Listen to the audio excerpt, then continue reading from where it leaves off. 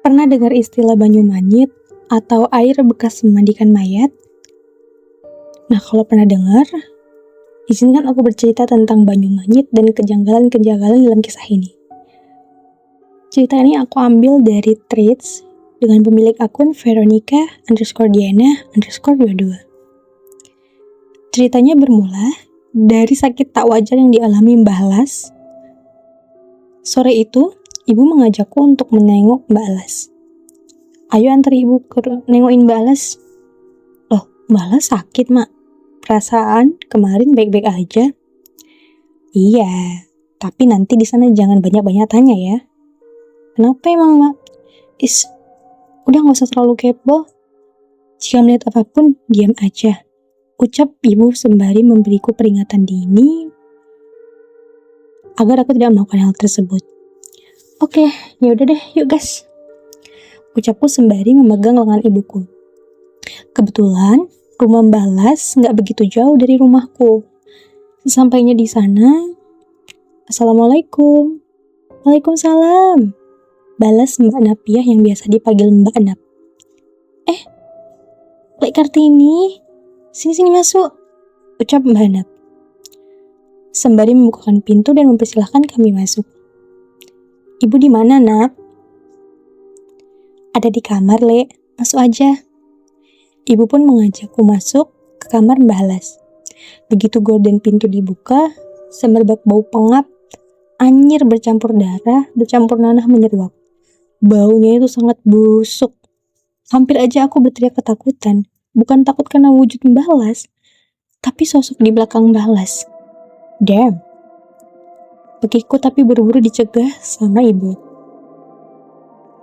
Aku pun seketika tersadar akan peringatan ibu yang dibilang di rumah tadi.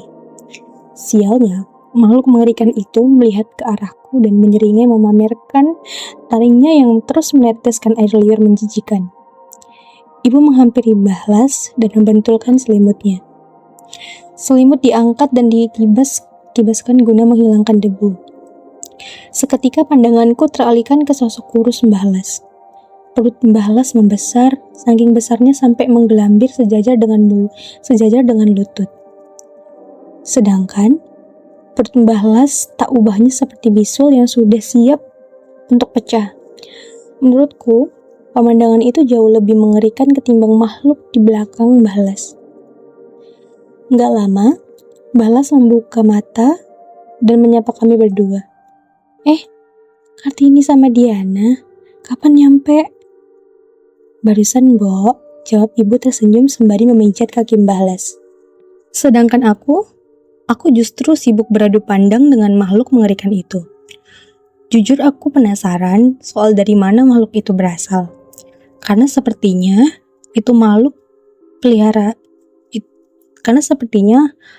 makhluk itu peliharaan seseorang. Entah Mbah Las, entah Mbak Nap, atau entah suami Mbak Nap. Kenapa tahu? Ya tahu aja. Bagiku dia jinak merpati gitu. Ibu mengajak Mbah Las keluar kamar. Yuk Mbok, cari angin. Gak kuat jalan. Pelan-pelan aja. Takut perutku meletus, Kar. Lirih Mbah Las sedih dan masuk akal. Kalian tahu kan bisul yang siap pecah seperti apa rasanya? Ibu mengurungkan niatnya membawa keluar kamar. Padahal ibu ada maksud tertentu saat mengajak Mbah Las keluar kamar. Tapi ya udahlah. Dan kondisinya juga tidak memungkinkan. Ibu dan Mbah Las ngobrol, sedangkan aku memilih keluar dan duduk di teras rumah. Gak lama, suami Mbak Nap datang dan saat menyandarkan sepeda, dia langsung menatap tajam ke arahku. Sungguh aku saat itu yang masih SD sangat ketakutan setiap melihatnya. Sebut aja namanya Mas Aryo. Ngapain di sini? Pulang! Bentaknya tiba-tiba aku yang kena bentak langsung lari ke dalam menghampiri ibu. Maaf, pulang. Entahlah, aku saat itu merasa sangat ketakutan saat melihat Mas Karyo. Nanti dulu ya. Gak mau, pokoknya mau sekarang. Ibu pun mengalah dan pamit pulang. Kami pun berpamitan, tapi ibuku ini seperti berat hati meninggalkan Mbah Las. Sepanjang jalan, ibu menengok ke arah rumah Mbah Las. Kami pun tiba di rumah mendekati maghrib. Setelah mandi, kami menuju musola dan ternyata di musola kami ngomongin Mbah Las. Ngomongin Mbah Las yang mendadak sakit tak wajar. Tapi serius, aku katakan kasus Mbah Las ini benar-benar di luar logika manusia. Aku sempat ketemu Mbah Las kurang lebih 1 minggu sebelum perutnya tiba-tiba membesar. Setiap pagi kulihat Mbah Las ini menyapu latar. Karena kebetulan rumah Mbah Las ini dekat pasar, jadi setiap aku ke pasar, pasti melewati rumah Mbah Las ini. Kasak-kusuk mulai berdatangan, bab demi bab dibahas sampai detail oleh mereka. Jangankan mereka, aku aja bingung. Selesai maghrib, sudah menjadi kebiasaan di kampungku, anak-anak mengaji, emak-emak ngerumpi, sembari nunggu isya sekalian.